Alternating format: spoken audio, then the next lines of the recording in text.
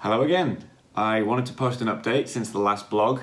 The purpose of me starting the blog was to give myself some accountability. I've been saying for a while that I wanted to write a drum book and haven't moved forward with it.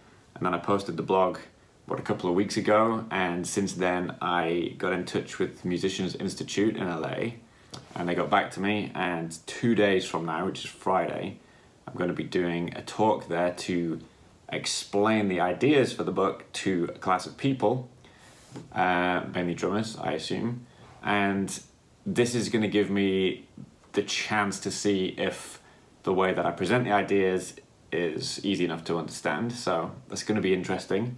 So the last 2 weeks I've spent setting up a bit of a website for this book, which I'll tell you about in the next blog. Also figuring out what I'm going to say in this talk, but I've been spending some 12-hour plus days working on some updates to Polynome, which I also didn't mention anything about in the last blog, or I mentioned it but didn't tell you what it was. So for anybody who doesn't know what Polynome is, it's an Apple app that I wrote, so you can run it on iPhone or iPad or iPod Touch or whatever. Not on a Mac, but on all the others. And it started off as a metronome that could play different rates, so could play quarter notes into triplets, into eighth notes, etc. And now it's not really a metronome at all. It's kind of a all-around practice tool. And I'm really excited about the features that I've added to the version that's coming out very soon, which include a daily journal, so you can make notes about what you're working on and sort those very easily. And big updates to the practice log, so it looks a lot nicer now. There are progress rings to show you how much practice you've done today versus, for example, the last time you practiced. It shows you how much practice you've done this week versus last week. And you can set goals, so you can say, I want to practice for, say, 100 hours before this date, and it will tell you how much practice you need to do a day.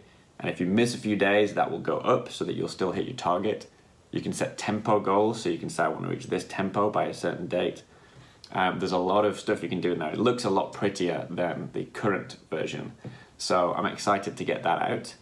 That's taken up a lot of time, and working on this book idea has taken up a lot of time, so I still don't think I've mentioned what the book is about. Basically, in short, it's a new way of counting rhythms that will allow you to play and count in any time signature really easily. So basically it kind of evens the playing field with time signatures. So no longer will 19/16 seem more daunting than 4/4. They'll both be the same and you'll be able to play them just as easily as each other. And outside of complex time signatures, there are a lot of applications of this method that you can use to be more creative in 4/4 or simpler time signatures, and do some other really cool stuff.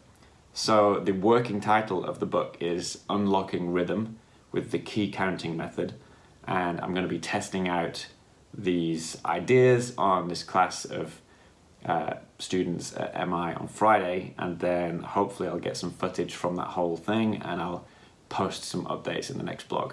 So I just wanted to post this to let you know that me posting the last blog really did help me take some actions and move forward, and a lot's happened in the last 2 weeks, so it served a good purpose, and yeah, I hope you find this interesting. If you want to know more, then I'm going to post the link for the website in the next blog because I've still got a bit of work to do on that.